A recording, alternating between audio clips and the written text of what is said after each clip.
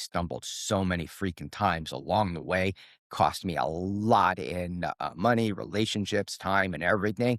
And it's really, really encouraging to see that you got that mentorship early. And I would say to anybody out there who's in your 20s or early 30s, if you got somebody who's been there and done that, listen to them.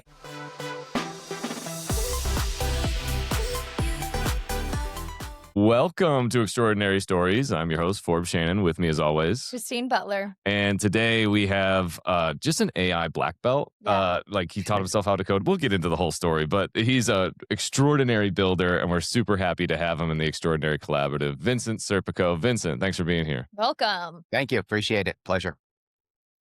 So Vincent, I mean, let's just get right into it, man. Self-taught. I mean, how many years you been at this to get to where you're at now? Oh, geez. So how many years? A really, really long time. I started at 14 when I taught myself how to code on a Commodore 64. And so let's see, 14, over 40 years I've been doing this. And I have seen literally every single tech revolution out there. I can only imagine. That's wild. So at 14, when most kids are, chasing a soccer ball, you're learning how to code. Describe that a little bit more, because I'm just so fascinated. Yeah, absolutely. So I was just really intrigued by a magazine ad for the Commodore 64. I asked my dad if he would get one for me. Remember, I'm in ninth grade at the time. I didn't really have a lot of money. And he got it for me, and I spent every day after school and on weekends reading the manual. I created a video game and just bitten by the software bug. Now, what kind of video game are we talking here? It was a very simple video game for the Commodore 64. Okay. It just basically had a spaceship going back and forth that you would shoot at. The whole idea, less about the video game and much more about the fact that it was just blown away that I can go ahead and just type things into a computer and have something happen. It was just freaking amazing. I mean, look, everybody's played around with coding. I mean, Hello World is the most incredible app you've ever created, right? Because you actually make the computer do something. So it's a thrill. Well, that's super cool, man. And now you're at the forefront of the next cutting edge technology, AI. We'll get into that in a second. But, Yeah, sure. There's a lot of AI hype and buzz. I want to ask you, was there a piece of technology that came out before AI that would just really lit you up the same way AI does? That's a good question. VR did. And I like VR a lot because, and not so much VR, but immersive technology. I feel that, immersive technology has the blocking of the hardware right now. It's not quite there, and I totally get it. But the hardware is getting better and better, and I truly feel that XR in many different forms is going to be transformative. You're going to have some really interesting XR glasses coming out this year, not just the Ray-Ban ones, but you're going to have the ones from Google that are coming out this year. But XR is a huge interest of mine prior to AI. Okay, very cool. Have you fooled around with AI? He's got an awesome. We'll get into it. Let me ask you: have you fooled around with XR? I've not, no. Oh, dude, it's a trip. And you had a thing called the Smash Room. Is that right? I still have it. It'll be going on a little over 4.5 years now. It's called a rage room. And for those of you who don't know what a rage room is, it's a place where people go to release stress by literally breaking things. You break bottles and dishes and sinks and toilets. And our most popular package is the office space package, computers, keyboards, and all I of can that. imagine. Opened a little over 4 years ago, and I'm proud to say that today we are the #1 rage room in Arizona. We host thousands of people every week, and corporate events are our specialty.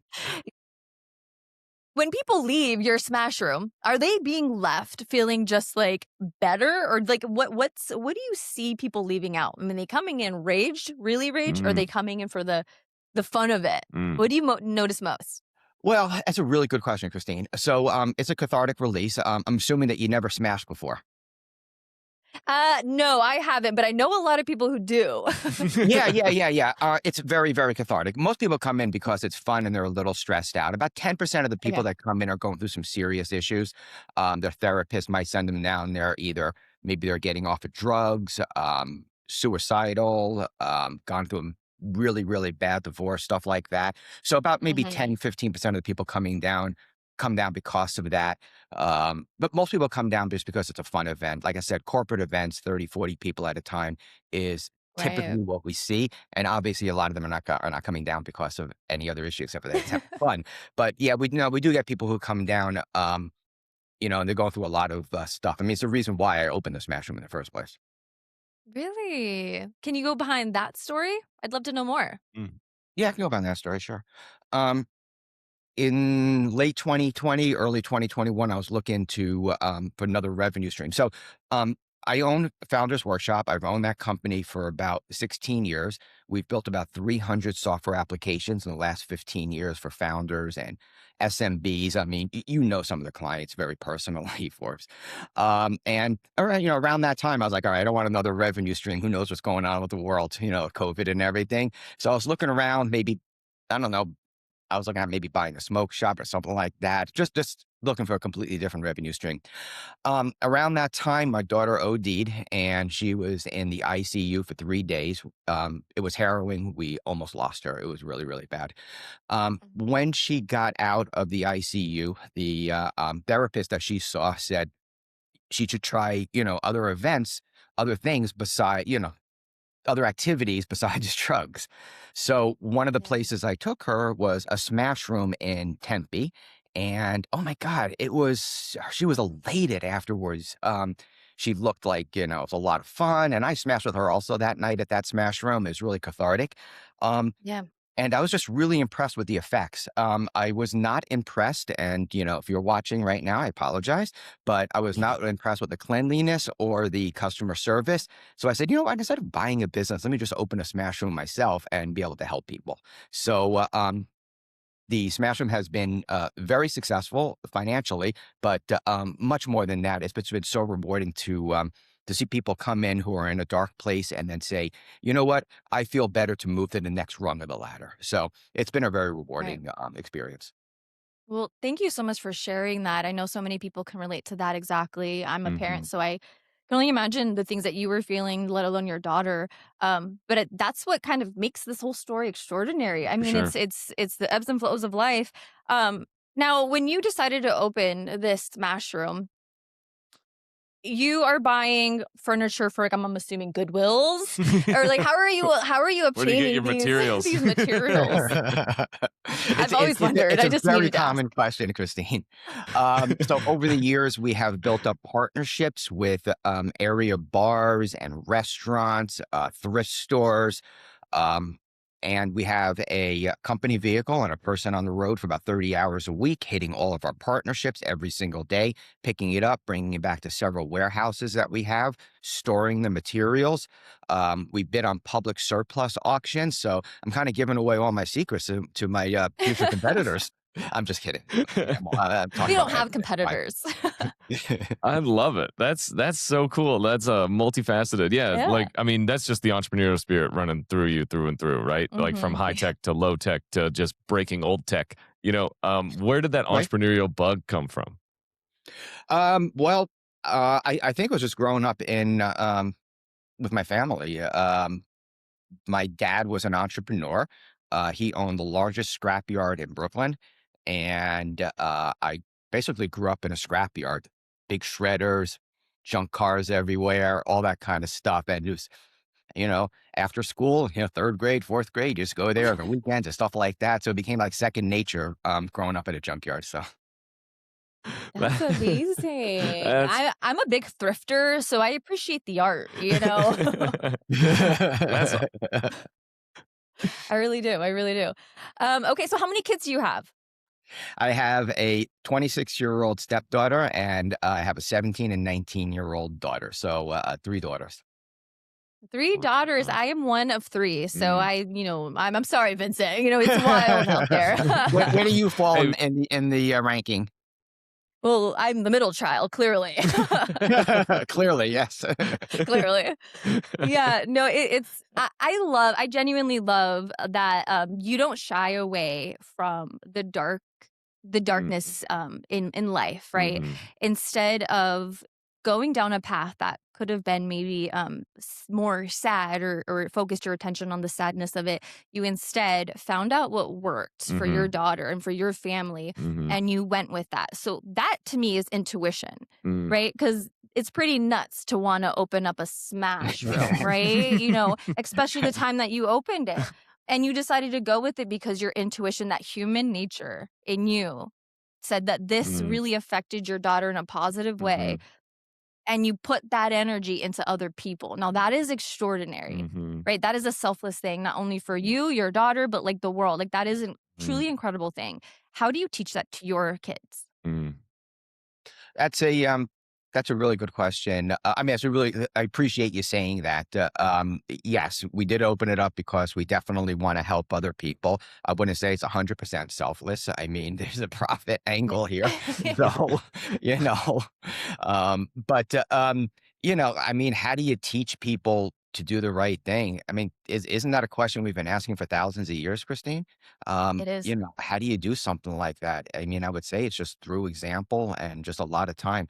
I mean, that's kind of a deep question. I'm not really sure how to answer that. Mm.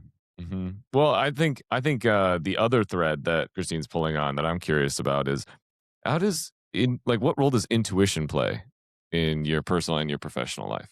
I think a little bit too much, Forbes. I've been accused of, crossing the street and then looking both ways. So I don't know if I would just celebrate that so much. I like to partner with folks who are a little less impetuous, or I don't know, than I am. Like for instance, one of my partners at Founders Workshop, his name is Mike Vanderslice. By the way, he's an extraordinary person, and I do nominate him as one of several people I would love to see on your podcast. Anyway, Mike has been around for decades, doing a whole bunch of stuff and in operations, and he's the kind of person that always slows me down when I want to move quickly. So I would say it's far less of a, what does this one person do for intuition, and more of, how are you building teams? Who's on your team? And that team itself becomes an organic sentient being itself. So it's not just one Yeah. person; it's a whole team and I mean, various that's skills. exactly what we are here at Extraordinary. Yeah, the collaborative of pulling people together, and I'm curious, Vincent. On that same vein, with Founders Workshop, you've worked with a lot of founders and with a lot of like founding teams, so you've probably seen the in and outs of a bunch of different team dynamics at startups. What insights do you have from what you've learned working with founders and their teams?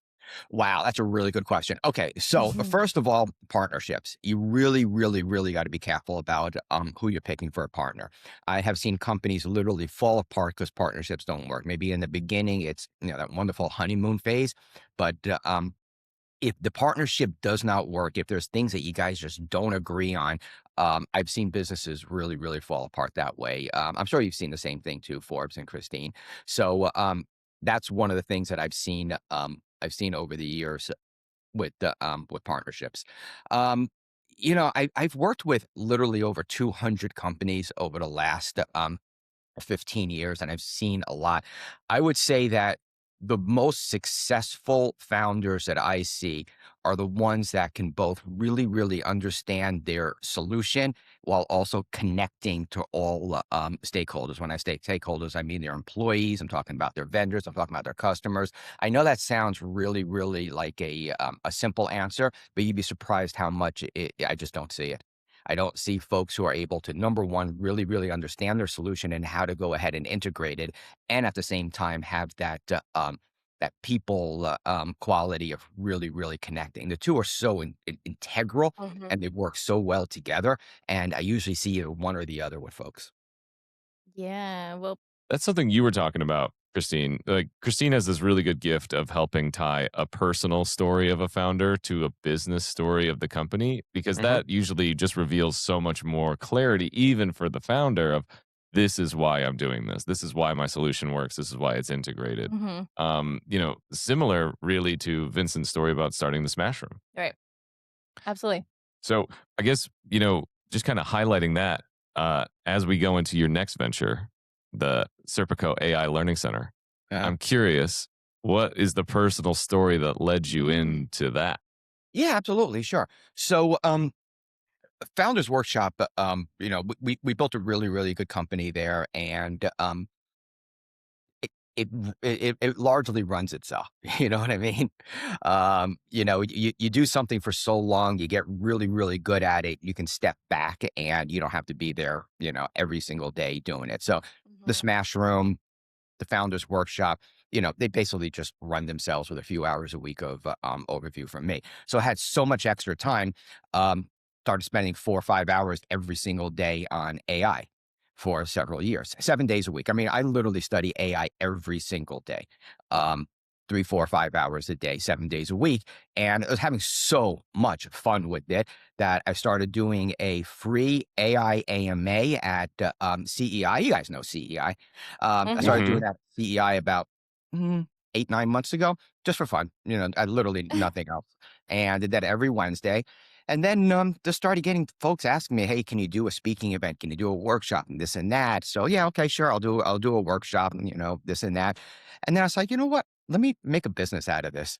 I just enjoy it so much. I'm doing it for free because I love it so much. So let me actually get paid doing it and start a business. So I approached Alex because I saw the vision. I'll skip the steps in between. I approached Alex Copel from Venture Cafe, and if she has not been on your podcast, I nominate Alex Copel to be All on right. Extraordinary. She is absolutely amazing. She is really, really good at several operations, growth, managing, putting people together.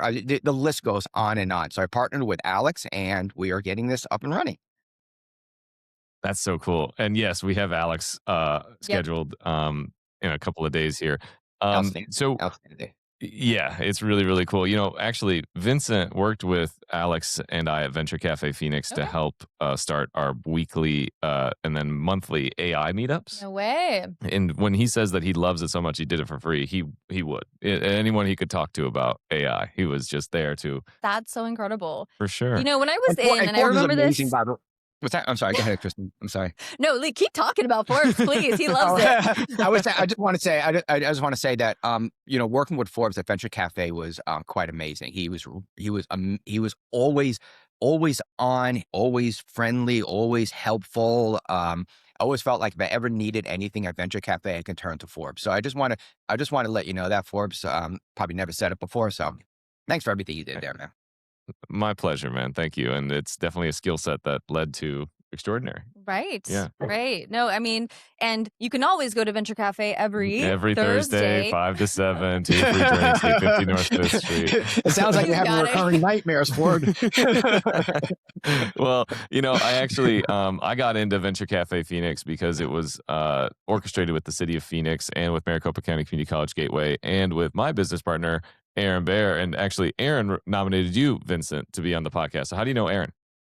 So I worked with Aaron about 10 years ago. No, 13, 14 years ago? I can't remember. I don't know. It's been so long. I've owned the company for so long. I worked with Aaron. He actually worked on maybe 4 or 5 different projects at the time. Um, some were client projects, some were personal projects. We were on 4 or 5 projects, and I helped him with them. Aaron is quite brilliant. He's able to wrap his head around disparate problems. Like I said, it was like 4 or 5 different projects, and just focus on this, this, this, and this. And he would send me off on different missions to do different stuff for the projects. He was great to work with. Really, really smart guy. That's awesome. Yeah, Very and cool. he's really, really tall. Yeah, that's the other thing that people always lead with. Yeah, for sure.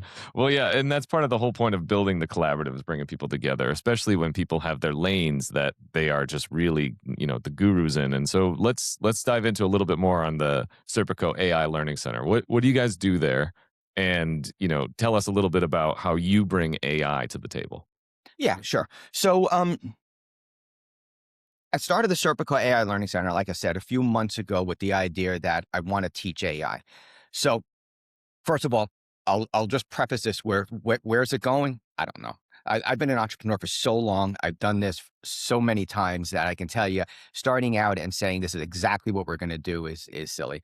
Having a good direction, though, means a lot. So right now, the direction is this: we're going to be putting together sessions to teach AI 7 days a week. So we have 2 to 3 sessions. The sessions will run for an hour to two, 7 days a week at CEI, maybe a little bit at the PBC building. And the idea is to bring folks in and just teach them about AI. We're also working with enterprises and larger SMBs for workshops and speaking events. Um, we help doing consulting. So we've done consulting gigs at the Learning Center, and what's something called AI discoveries to help folks understand where to integrate AI. So I know it sounds like a large swath, and the reason is that this is a startup. And Hmm. we're going to have a little bit of OCD before ADD. So, or is it the other way around? The ADD before OCD, right? Okay. So I don't know. Right. So there is a little bit of ADD before OCD, but I see folks using AI, underutilizing AI almost every single day. Constantly. I see folks saying, yeah, I use AI. And really what it comes down to is they do a few prompts with ChatGPT. They're not really digging in very, very deep with AI. And, it's a shame because there's a lot of productivity and fun that they're missing out. And I just say this from my point of view. You might be listening Yeah. to me and saying, look, I couldn't give a shit about AI and I'm not missing out on any productivity and fun. Okay, great. Again, it's just my point of view. So that's why I started the business. And what I want to do is I want to help people with AI. You reach a certain point in your life where you're not driven by finances anymore and you're driven more by Mhm. mission. You know what I mean? Mhm. And that's kind of where I am right now. So, like I said, I could be doing this literally all day long with the AI, and I'm setting up a frame around it so that I can do this all day long, working with people that I like, people like Alex, and we have about 12 or 15 AI expert facilitators that we're working with to be teaching the sessions at the Learning Center. I love working with those folks.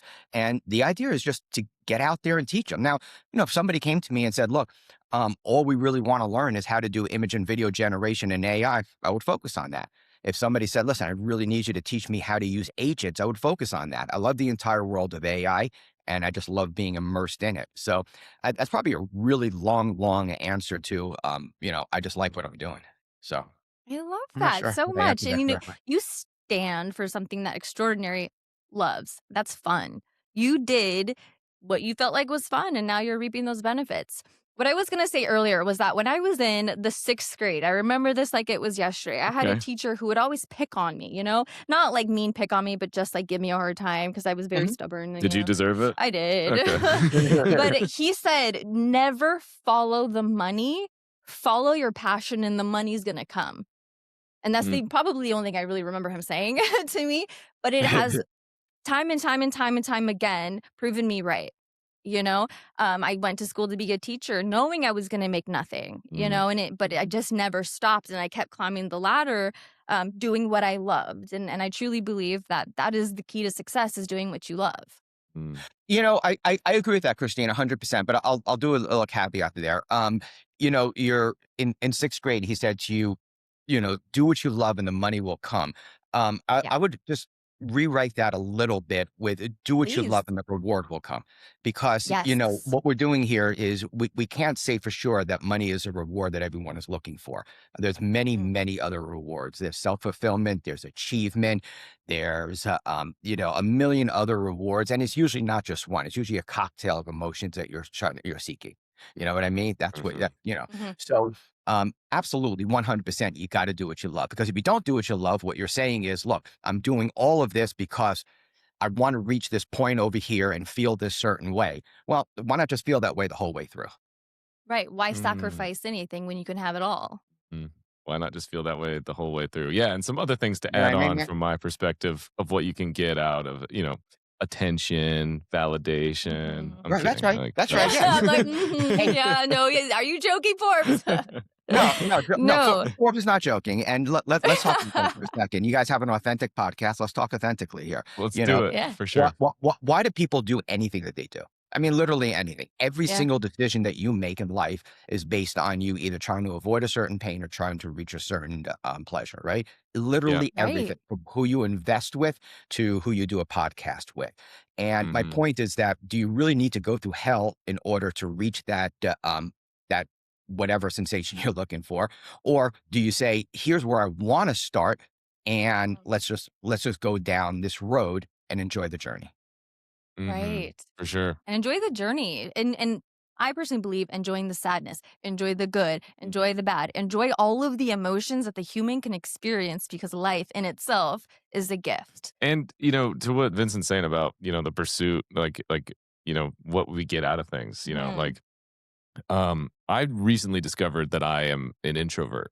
Mhm. Um, And I used to think introverts were arrogant. I was like, "What's so great about you? You want to spend time with yourself, right?" But then I like got older, and I realized that I was actually this introvert that just kind of had this extrovert itch I needed to scratch every once in a while, Mhm, and mhm. that's what the performance and stuff does for me.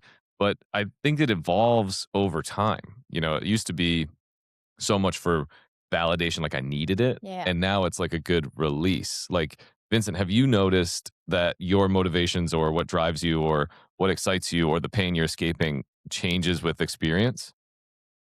That's a really good question. So first of all, I hear you, and I hear that you're an extroverted introvert. Yes. Yes. Yep. Yeah. Okay. So, and I did want to say something there real quick. You said validation seeking, and then Christine kind of made a little joke there and ribbed you and everything. And I just want to go back and say that we put labels on what you're supposed to seek and what you're not supposed to seek. Okay, and Mhm. different Mhm. societies put different labels on it. No, you're very bad for seeking validation, Forbes. But Right. what if that's what you want to seek? And what if that's what drives you in this very, very blink of an eye that you have in your time? So I Mm. wouldn't definitely not put labels on what people say you should or shouldn't be seeking. That's kind of Thank you. ridiculous. That's very validating. I Mm. appreciate Ba-dum. it. Oh, So, But but yeah, yeah, have does you it change? noticed a Does it change change? over time? I don't know if it Mhm. changes over time as much as you have a little more self awareness and clarity in what you want in mm. life. Mm. Mhm. So what is it that you want in life? You know, I get a lot of satisfaction in creating things. Um, Mm. the Smash Room we've had for a little over 4 years now. Um, the first 6 months I was there for 12 hours a day, 7 days a week building it. And then once I built it, I kind of backed off I'll just say it, my interest in being there every day waned because I already built it. My wife runs it Mhm. now. She does a freaking amazing, amazing job running it. And she likes doing operations. She really, really good at it. She's a huge introvert. That's why you probably never met her. And she does a really good job in operations. But I like building things. I like creating things. I was into video editing a lot as a kid and in my 20s and stuff like that. I love making videos. I love building businesses. But, you talk about extraordinary people and teams and all of that. One of my weaknesses, or you can call it a weakness or you can call it just not an area of interest. I really don't care, either one. But is doing operations. I just don't like it at all. I don't get an interest. I'm not interested in it. Yet I know several people who are freaking awesome at it, and I could not live without them in my businesses Mhm. and my personal life. So I don't know. I'm kind of going around in certain rambling here, but it's an interesting question you asked for. It's a very interesting question. Well, I like what you just said about it doesn't have to be a weakness. It could just be something you're not interested in. That's something that Aaron taught me like 5 years Mhm. ago. I was telling him I was going to be all these different things, all Uh-huh. these different, I was going to do all these different, it was like, I'm going to be a sales guy. I'm going to be a technologist. And then he just like, he pumps the brakes. He's like, you don't like any of that stuff. Mm. Like, why are you telling me that you're gonna do all this? Like, I was like, I can manage a spreadsheet. And he's like, but why you don't want to? You don't want to build slide decks. Like, just don't do it. And then he's like, either if it doesn't matter, it won't ever get done, or if it matters bad enough, you'll find somebody else that can help you do it. Absolutely. Right. Yep. And it's almost better to have the self-awareness of, I'm not good at this, than to say, "Oh, I got it." Like the solopreneur mentality. Have you noticed the benefits of like saying no? Well, yeah, I mean, but Apple, there's two reasons to say no. The first one is you know that you're going to do a shitty job compared to someone else that can do it.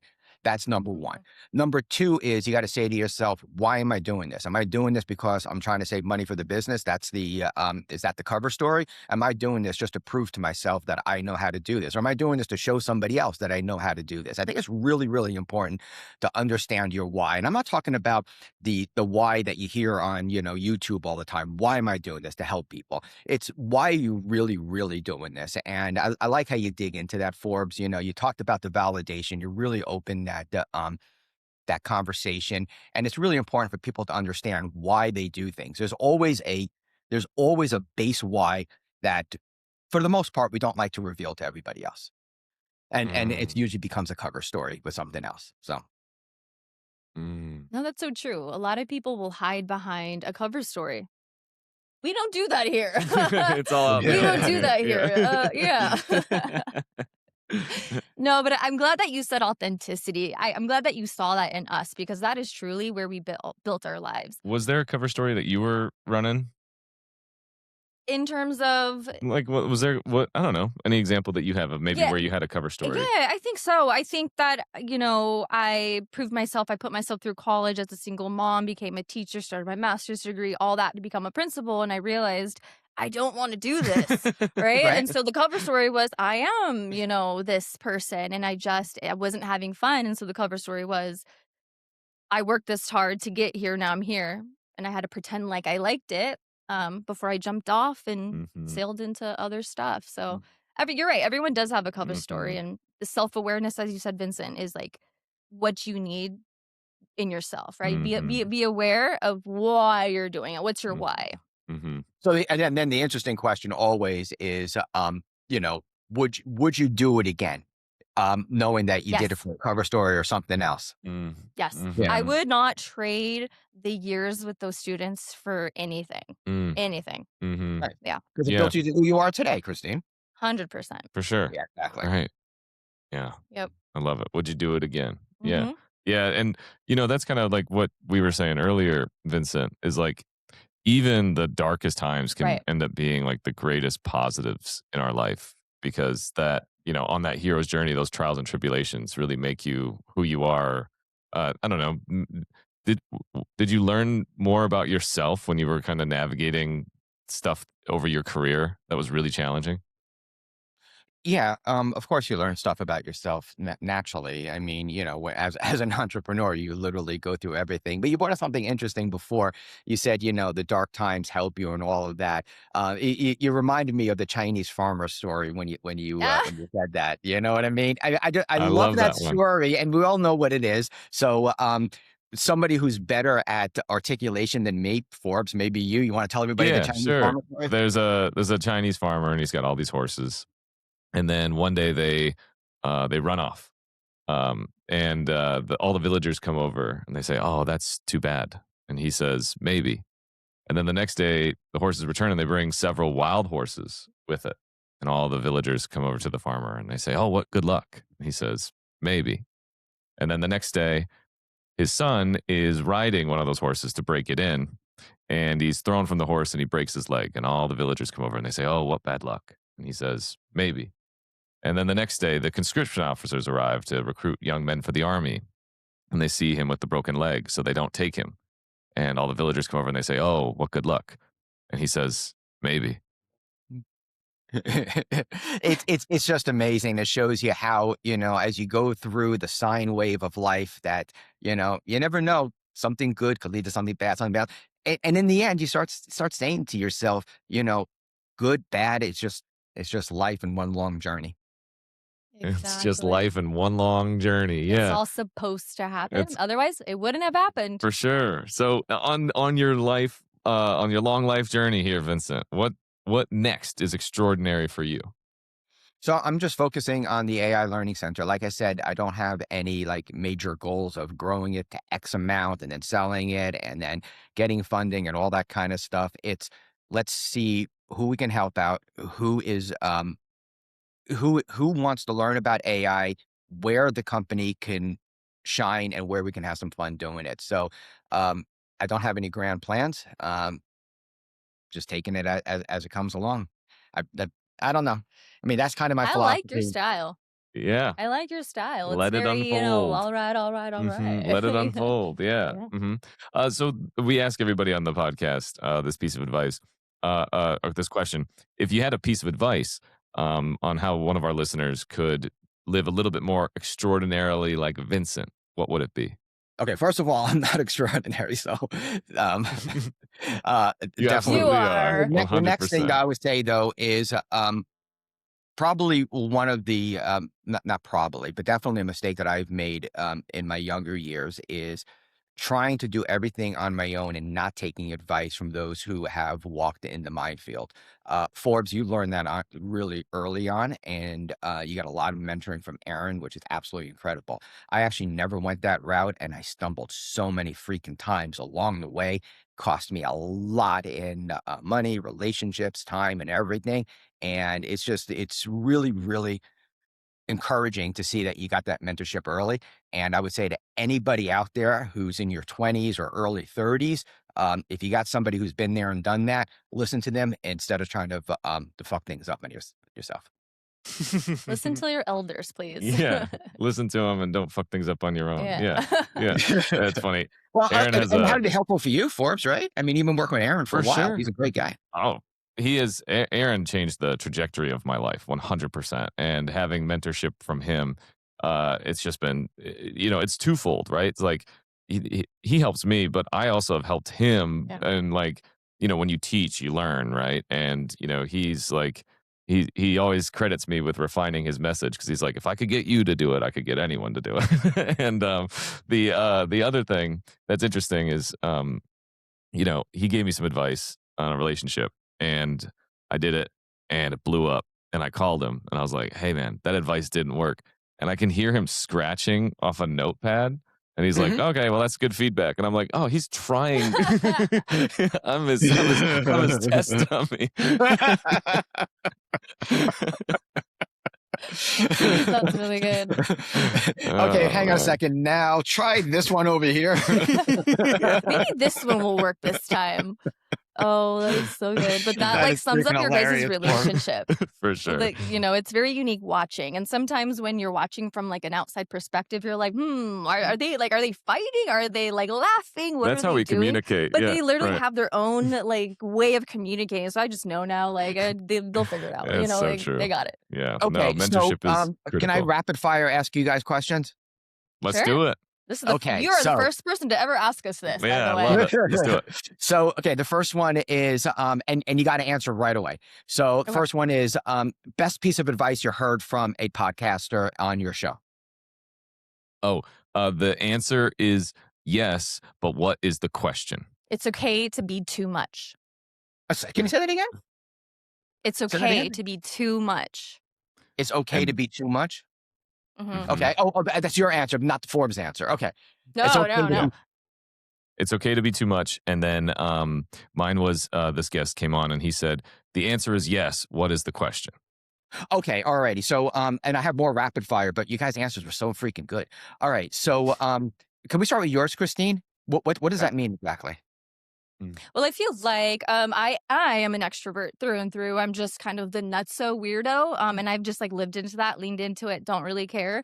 But I've been told many, many times that like you're too much. And I'm like, well, I'm too much for you, but I'm not too much. And it's like that belief in yourself that you mean well and you're gonna do well. So Not being ashamed of who you are. no. Yeah.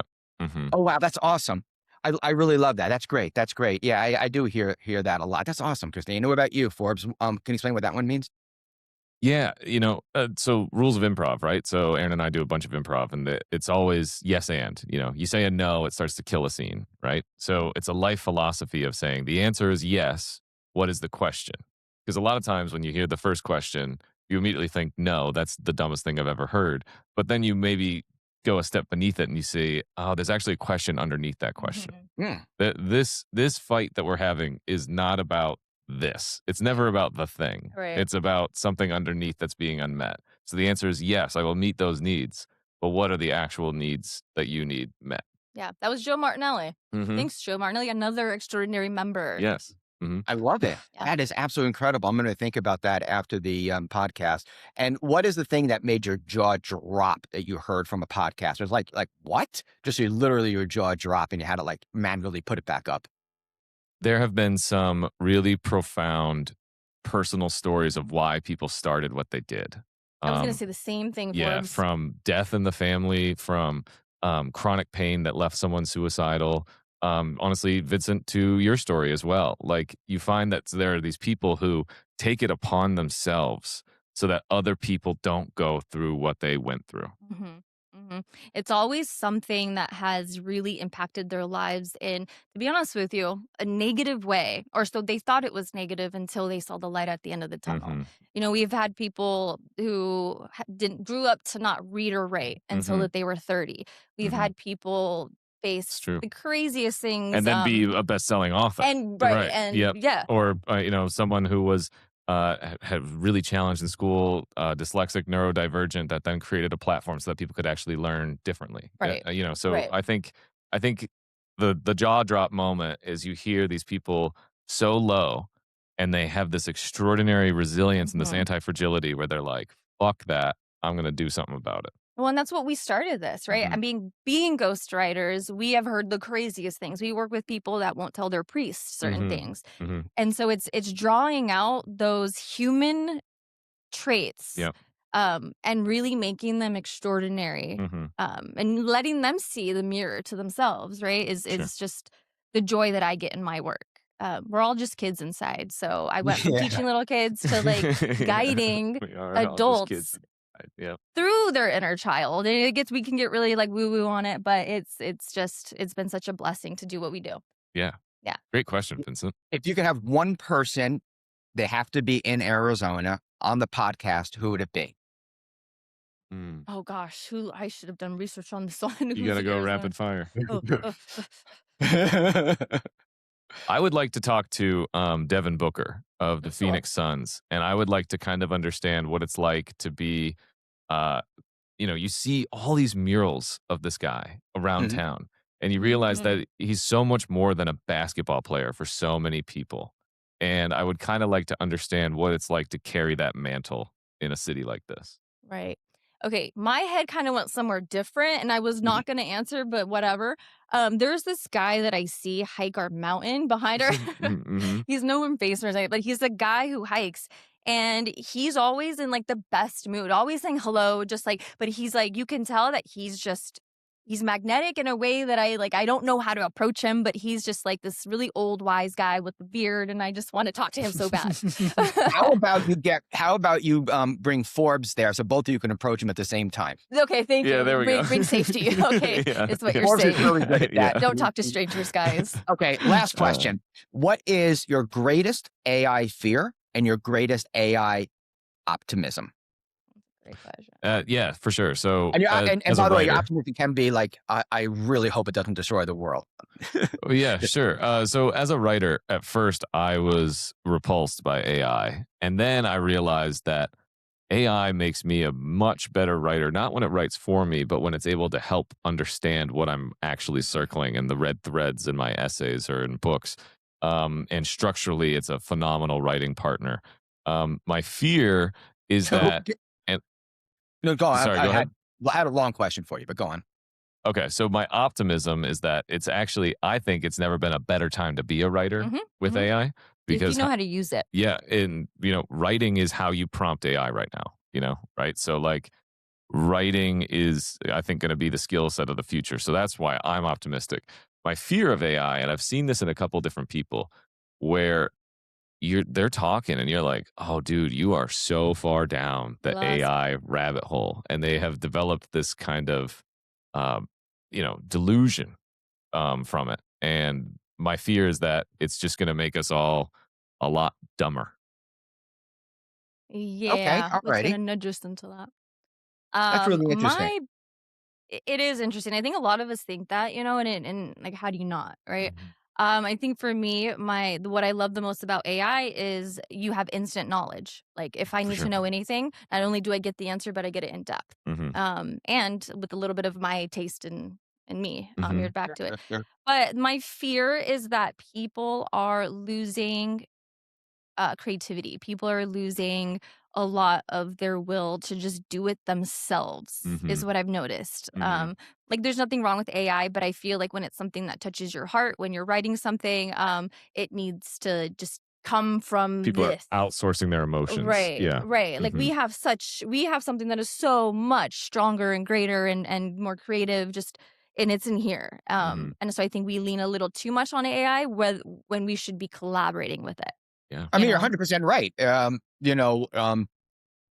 Nobody can read a map today, and the skill to read, For sure. let's Do we face it. have to is the answer. Well, No, he's right. The the GPS killed map reading. Yeah. Hmm. that's right, Yeah. Forbes. The GPS Yep. killed map reading, and there's a certain part of your hippocampus that lights up when you're able to Mhm. really read maps. Yeah. Let's face it. Before 1975, people were good at math, and then calculators came out. So yeah, there's Yep. no doubt about it. However, what you're giving up in one area, I think you're gaining in another. You mentioned something interesting, Forbes. You said that you feel that the skill needed for AI is writing, and I agree with you. I take it one step further, and I would say that the skills needed to be a really good manager are the exact same skills you need to be a really great prompter. And what does a good manager do? A good manager can see a problem and can envision a solution. A good manager can give his employees the right amount of context without overloading them. A good manager can Mhm. give an employee a project to do and then set out at incremental tasks with feedback and iteratively. And those are all the things that you do as a great AI prompter. And when I say prompter, I'm not just talking about LLM, but I'm also talking about the coding. So, Mhm. you know, is that how you use AI, Forbes, when you do your writing? Yeah. It's actually something that we've built as ghostwriters. Is we built this ability to, we call it a writer GPT, which essentially it's you get enough of someone's voice down that you can give them and empower them with this set of system instructions to have something that writes like them. I mean, I have found a way to eliminate the M dash, and then ChatGPT came out and they're like, we got rid of it. And I was like, Yeah. well, I beat you to it. Yeah. Mhm. But, and RIP the M dash, because that was a really sophisticated writing grammar tool that I thought set me apart as a writer. Yeah. And now if I use it, everyone thinks I just used Right. AI to do It's it. such a dilemma. Um, but yeah, I think what we're really talking about is communication. The ability to communicate what you need, what you want, and kind of how you want it. And then I think that's what makes you a good manager. I think that's what makes you a good writer, and I think it's what makes me effective with AI. Well, one of the only things that sets us apart, us human beings apart from anyone else or any species, anything like that, is our ability to narrate our story. Hmm. And the fact that we can relate to other stories Hmm. makes storytelling their greatest gift of all time. Think of the Hmm. Bible, think of Hmm. any piece of work, history books. Hmm. All of it's a story. We are all stories. Hmm. So, Yeah, that's a really, Resonance. really, really great point. You guys bring up some really excellent points about utilizing AI, and I would love to have both of you on a podcast and dig down into how you guys use the AI. It's pretty extraordinary to use to use your own term. Thank you. Yeah, we would love to, and we would love to support the Serpico AI Learning Center in any way that we can. Catch a class, help you out. That would be a lot of fun. I would get a lot out of that. yeah, same here. Yeah. Okay, so I know we're wrapping up, but your question, you asked me at the end, we're going to nominate some people. I nominated Yeah. Alex Coppell, and she's already going to be on. I nominate Mike Vanderslice. I'm going to nominate Jennifer Cologne. She used to be VP of Ops over a Founders Workshop. I've known her for maybe 8 years now. I can't remember. I don't know. But she is just one of the best human beings I've ever met in my entire life. She's absolutely wonderful. So I nominate her. And I can nominate a bunch of other people, so I won't overload you right now. Awesome. Well, see, Vincent gets it. We're building the extraordinary collaborative where Right. extraordinary people can collaborate to build extraordinary things. You can read more about Vincent Serpico and the AI Learning Center at joinextraordinary.com. That's joinextraordinary.com. I'm Forbes Shannon. Christine Butler. Vincent, thanks for being here, man. Thank you so An much. absolute pleasure. Absolute pleasure. Thank you.